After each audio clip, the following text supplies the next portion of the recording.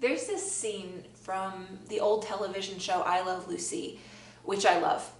Lucy and Ethel go to work in a chocolate factory, and they end up in front of this conveyor belt, and the chocolates are coming by on the conveyor belt from the previous center into the boxing center, and their job is to pluck the chocolate off the conveyor belt, wrap it in its wrapper, put it back on the belt. If a single unwrapped piece of chocolate gets past them into the next room, they're fired.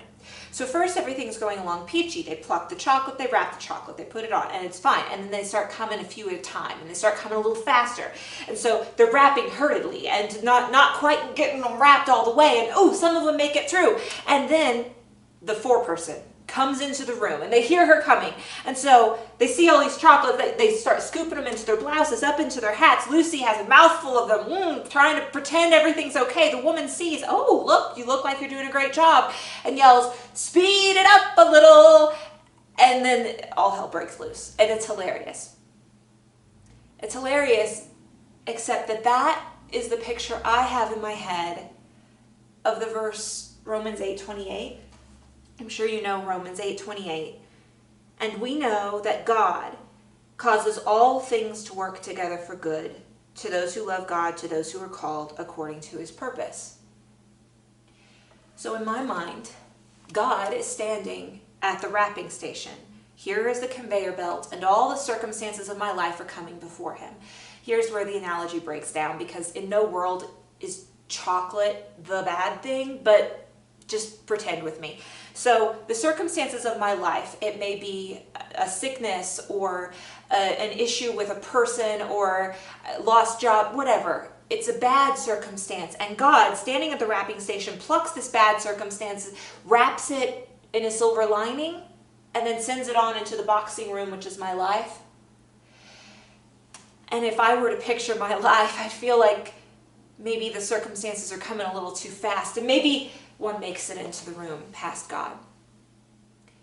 Except God does not get involved in my life at the last minute, at the wrapping station. God got involved in this process out in the jungle where the cocoa tree is. He planted the seed.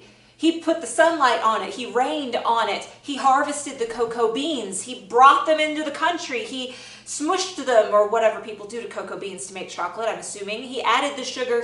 So by the time the circumstance gets to where it's supposed to be wrapped, God did it from the start. God, all the way down to the core, has made this circumstance tailor-made for me. And if God did it, it is good. Through and through, all the way to the creamy center. So when I look at the circumstances of my life, I'm not just hoping that this bad thing has a silver lining. I know that this bad thing comes from a good God, which means that it is good for me, all the way to the center. Let's pray. Dear Jesus, I have this habit of looking at my life and making a determination. Is this a good thing or a bad thing? Is this a good day or a bad day? But if I saw the truth, I would know that every day comes from you, that every circumstance comes from you, that you are not just hastily trying to wrap a facade of goodness on a bad thing. You are orchestrating all things for my good. And so when I look at my day, I do not have to judge it as good or bad. I can judge it as coming from you, and therefore, whatever it looks like to me, it must be good. I pray that you would teach me to taste and see that the Lord is good. In Jesus' name, amen.